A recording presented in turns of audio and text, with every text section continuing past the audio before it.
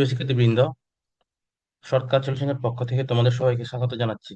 গত ক্লাসে আমরা করেছিলাম সপ্তম শ্রেণীর ম্যাথ বইয়ের মূলত অম্লদ সংখ্যা, যেটা আমাদের প্রথম অধ্যায় ছিল। এখন গত অধ্যায়ে গত ক্লাসে করেছিলাম হচ্ছে দশমিক ভগ্নাংশের বর্গমূল নির্ণয় কিভাবে করতে হবে, তার উপরে আমরা বেশ কিছু উদাহরণের ম্যাথ করেছিলাম। আজকে আমরা তারই কাজগুলো সমাধান করব। আমাদের 1 নম্বর কাজে যেটা দেওয়া ছিল সেটা হচ্ছে 50.6, 50.9,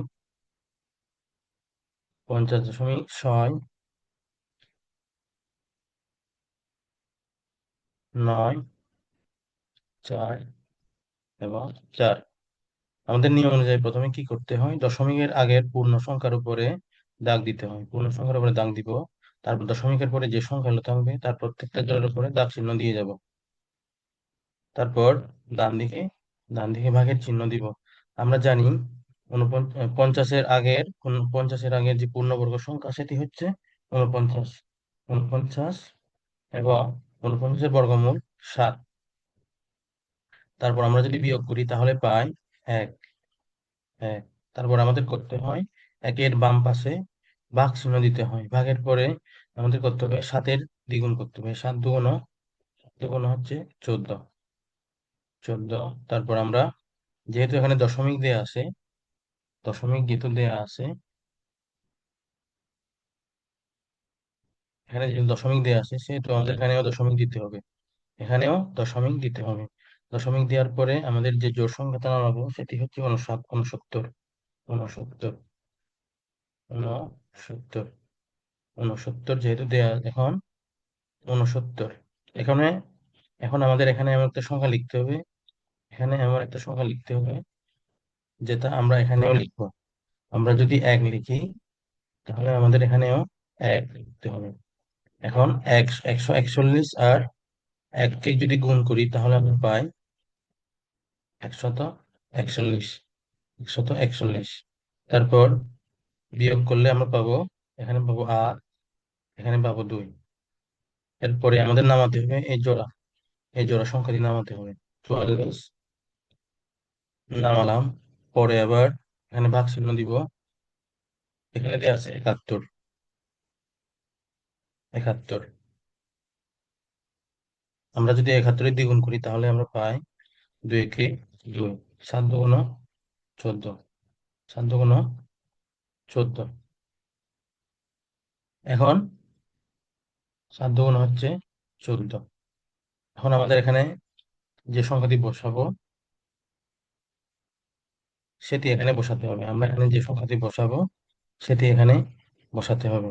আমরা যদি 2 বসাই তাহলে এখানেও 2 বসবে। যদি এখন গুণ করি 1422-কে 2 দ্বারা গুণ করলে আমরা পাবো 2 দুগুণ 4, আবার 2 দুগুণ 4। 4 দুগুণ কত? 8। 4 দুগুণ 8। তারপর 2 একে 2। বিয়োগ করলে হয় 0 এবং ভাগশেষ কত? ভাগশেষ 0। সুতরাং 50.6944 এর বর্গমূল হচ্ছে 7.7.12। সুতরাং নির্ণয় বর্গমূল 7.12। এরপরে আমরা যেটি করবো সেটি 2 নম্বর কাজের 2 নম্বর, এবং 2 নম্বরে যেটা দেওয়া আছে 7.12 এর বর্গমূল 2 দশমিক স্থান পর্যন্ত নির্ণয় করতে হবে। এই অঙ্কটা করতে হবে। 7.7.12। যেহেতু 2 দশমিক স্থান পর্যন্ত নির্ণয় করতে বলছে সেহেতু আমাদের এখন শূন্য লিখতে হবে 6টা। 6টা লিখতে হবে।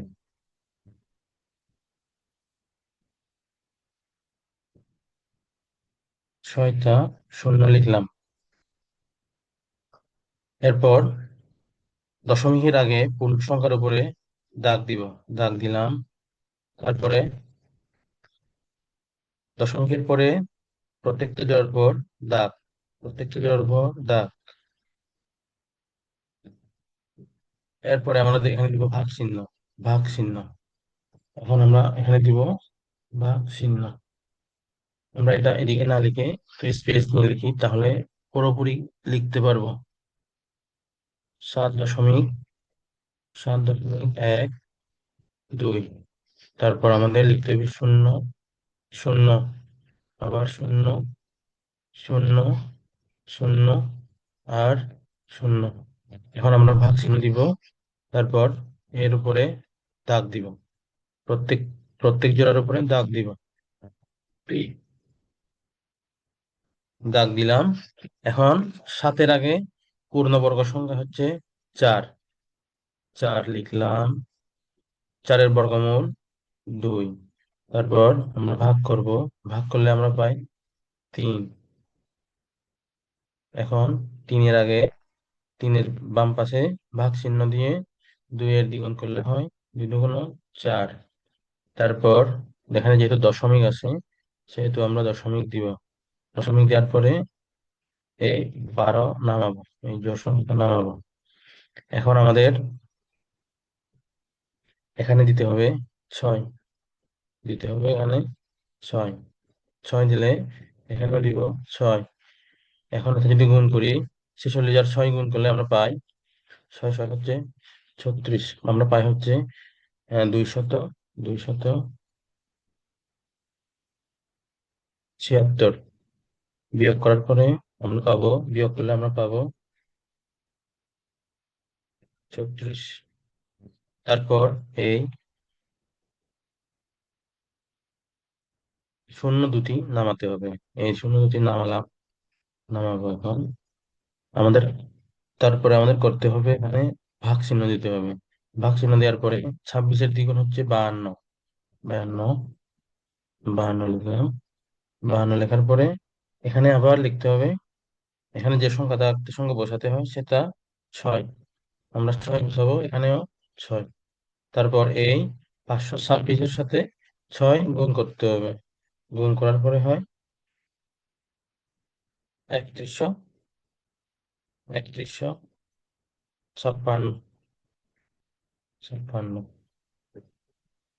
তারপর বিয়োগ দিব, বিয়োগ দিলে আমরা পাই 444।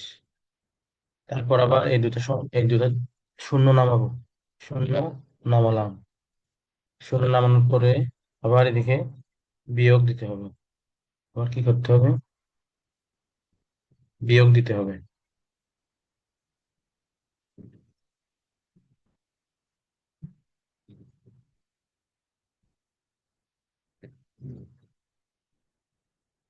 নামানোর পরে এদিকে আবার কি করতে হবে, ভাগ চিহ্ন দিতে হবে। ভাগ চিহ্ন দেওয়ার পরে এই 266-এর দ্বিগুণ করলে আমরা পাই 532, 32, 32। এখন আমরা যদি এখানে আট দিই, তাহলে এখানেও আট দিব। আট দেওয়ার পরে 538-এর সাথে এই আটের গুণ করব, আট গুণ করলে পাই 4, 2, 6, 2, 4। যদি বিয়োগ করি তাহলে আমরা পাই 1776, 1776। যেহেতু আমাদের 2 দশমিক স্থান পর্যন্ত নির্ণয় করতে বলেছে, তাই এখন আর করতে হবে না, এই পর্যন্ত করলেই হয়ে যাবে, এই পর্যন্ত করলেই হয়ে যাবে। এখন আমরা লিখতে পারি নির্ণয় বর্গমূল, নির্ণয় বর্গমূল 2 দশমিক, 2 দশমিক, নির্ণয় বর্গমূল 2.67, 2.67। এরপর যেটা দেওয়া আছে 1.5 এর পূর্ণবর্গ ভগ্নাংশ নির্ণয় করতে হবে। পূর্ণবর্গের ভগ্নাংশ কিভাবে নির্ণয় করব সেটা এখন আমরা শিখব। আহ 50 ভাগের উপরে কি দেওয়া আছে, উপরে লব লব দেওয়া আছে 50 এবং হর দেওয়া আছে 32 কে লঘিষ্ঠ আকারে, এই সংখ্যাটিকে লঘিষ্ঠ আকারে লিখলে আমরা পাই, আমরা যদি 50-এর দ্বিগুণ, 50-কে 2 দ্বারা ভাগ করি, 50-কে 2 দ্বারা ভাগ করলে আমরা পাবো কত, 25। 16-কে 2 দ্বারা ভাগ করলে আমরা, সরি, 32-কে 2 দ্বারা ভাগ করলে আমরা পাই 16। এখানে 25/16 ভগ্নাংশের লব 25, যে এই যে লব 25, লব হচ্ছে 25, একটি পূর্ণবর্গ সংখ্যা, এবং হর 16, হর হচ্ছে 16 একটি পূর্ণবর্গ সংখ্যা। সুতরাং 25/16 একটি পূর্ণবর্গ সংখ্যা। যেহেতু পঁচিশের বর্গমূল পঁচিশের বর্গমূল পঁচিশের বর্গমূল করলে পাই আমরা 5, 5 বর্গমূল করলে পাই 5, আর 16কে বর্গমূল করলে পাই 4। সুতরাং এই দুটি সংখ্যা পূর্ণবর্গ সংখ্যা। সুতরাং 25/16 একটি পূর্ণবর্গ ভগ্নাংশ। 25/16 একটি কি পূর্ণ পূর্ণ পূর্ণবর্গ ভগ্নাংশ। সুতরাং কোন ভগ্নাংশের লব ও হর পূর্ণবর্গ সংখ্যা বা ভগ্নাংশকে লঘিষ্ঠ আকারে পরিণত করলে, যদি তার লব ও হর পূর্ণবর্গ সংখ্যা হয়, তবে ওই ভগ্নাংশকে পূর্ণবর্গ সংখ্যা বলে। কি বলছে এখানে? কোন ভগ্নাংশের লব পূর্ণবর্গ সংখ্যা বা ভগ্নাংশকে লঘিষ্ঠ আকারে পরিণত করার ফলে যদি তার লব ও হর পূর্ণবর্গ সংখ্যা হয়, তবে ওই ভগ্নাংশকে পূর্ণবর্গ সংখ্যা বলা হয়। এখন আমাদের যেটা দেওয়া আছে ভগ্নাংশের বর্গমূল। ভগ্নাংশের কি করতে হবে? বর্গমূল নির্ণয় করতে হবে।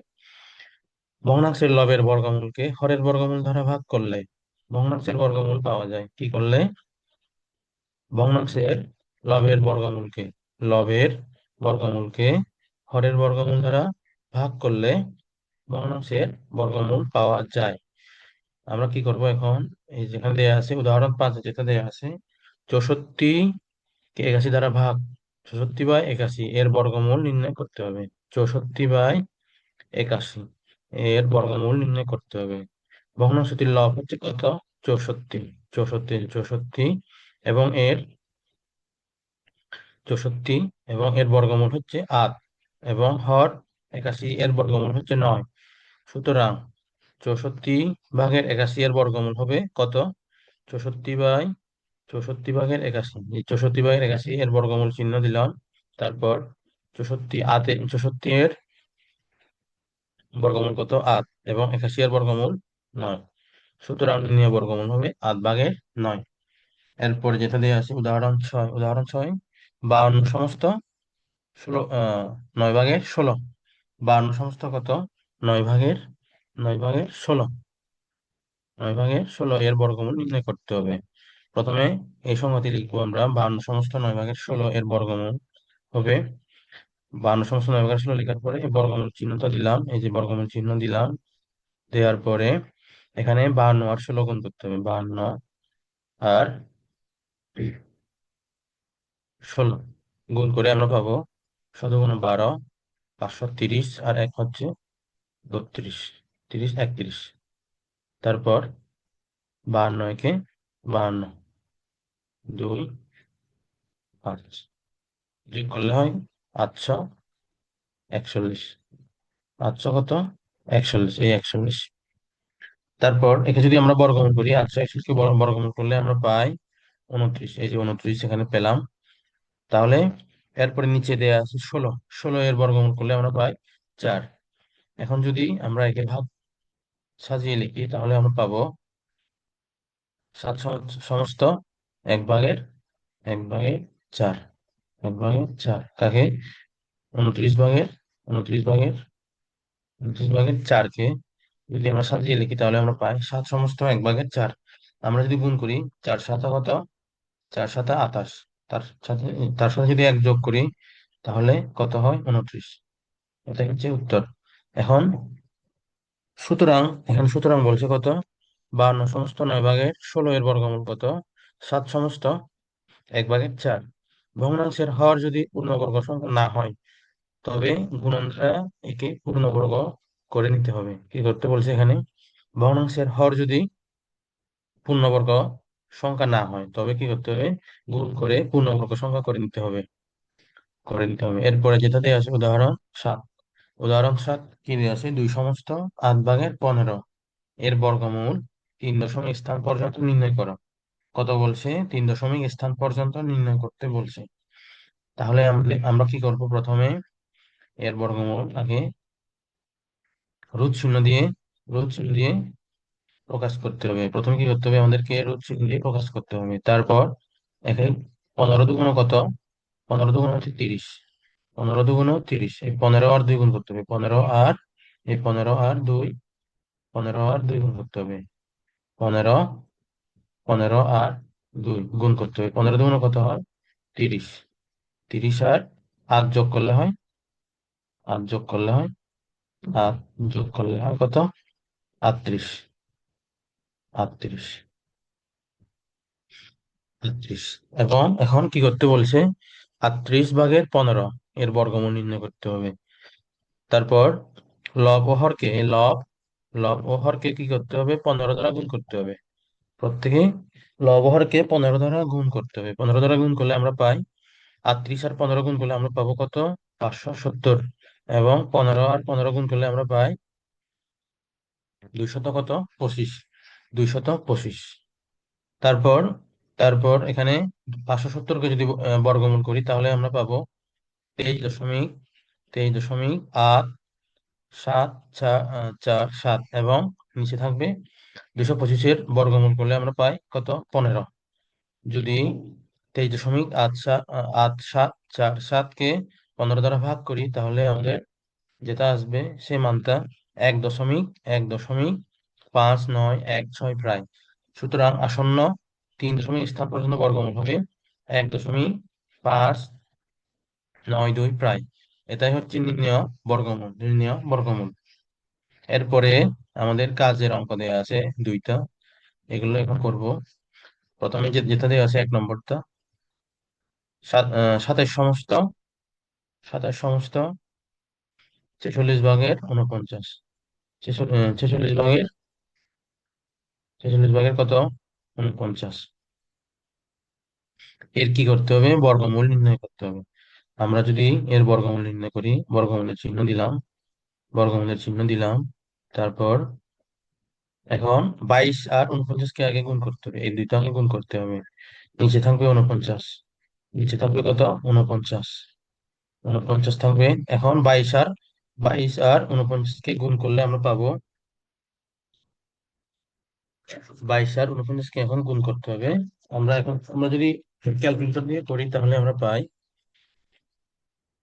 22 আর 49, 1000। 1000 কত? 1078। 1078। 1078। তারপর কত দিয়ে আছে? যোগ করতে হবে কত দিয়ে? 1078কে যোগ করতে হবে 46 দিয়ে। 46 দিয়ে যোগ করলে আমরা পাবো কত? কত পাবো? যোগ করলে আমরা পাই 1100। 1124। 1124।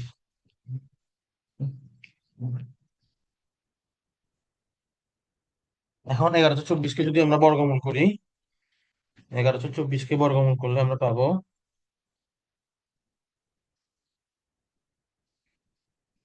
আম, এখানে দেয়া আছে কি?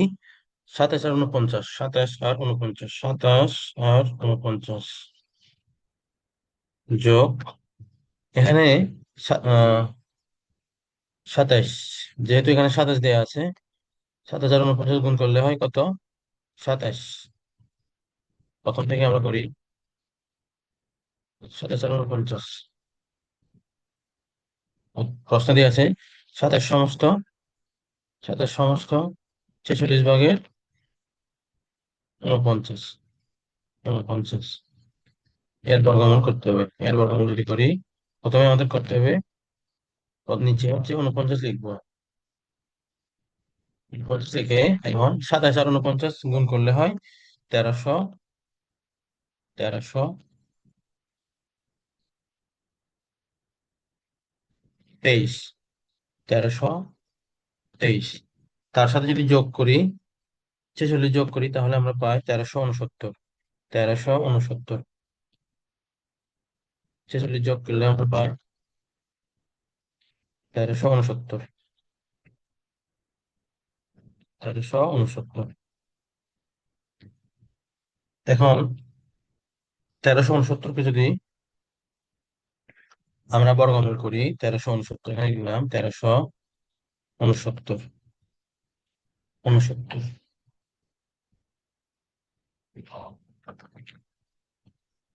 এই দুইটা সংখ্যা যদি বর্গমূল করি তাহলে আমরা পাবো 1369 কে বর্গমূল করলে আমরা পাই 37। 37। এবং 49 কে বর্গমূল করলে পাই 7। সুতরাং নির্ণেয় বর্গমূল হবে 37/7। কত হবে?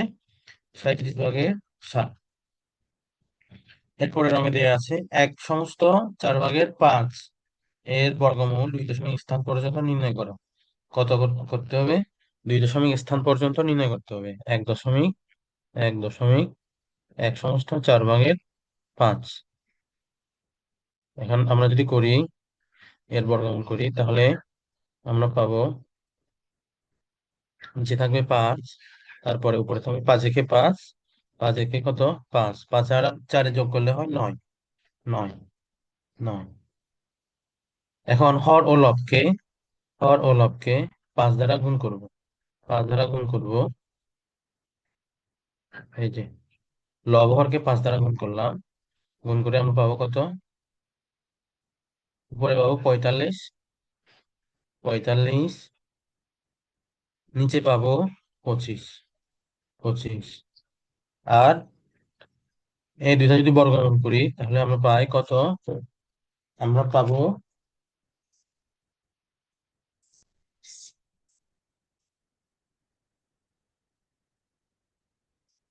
1 দশমিক, একবারে মাধ্যম বসিয়ে দিই, বর্গমূল করার পরে আমরা পাবো 1 দশমিক, 1.342। যেহেতু 2 দশমিক পর্যন্ত বলছে তাহলে আমরা লিখবো হচ্ছে 1.342। সুতরাং নির্ণেয় বর্গমূল হবে কত হবে? 2 দশমিক স্থান পর্যন্ত নির্ণয় করলে হবে 1.34। 1.34। তাহলে আজকে আমরা কি করলাম? আজকে আমরা করলাম পূর্ণ ভগ্নাংশ কিভাবে নির্ণয় করতে হয়, তারপর ভগ্নাংশের বর্গমূল কিভাবে নির্ণয় করতে হয়, এবং এদের বেশ কিছু উদাহরণ এবং এর কাজগুলো আমরা নির্ণয় করলাম। আমরা আগামী ক্লাসে করব মূলদ ও অমূলদ সংখ্যা। মূলদ ও অমূলদ সংখ্যার বেশ কিছু অঙ্ক এখানে দেওয়া আছে, এগুলো আমরা কালকে সমাধান করব। তো আজকের ক্লাসটা এই পর্যন্ত। সবাইকে ধন্যবাদ। সবাইকে ধন্যবাদ জানিয়ে আজকে এখানে আজকের ক্লাসটা শেষ করলাম।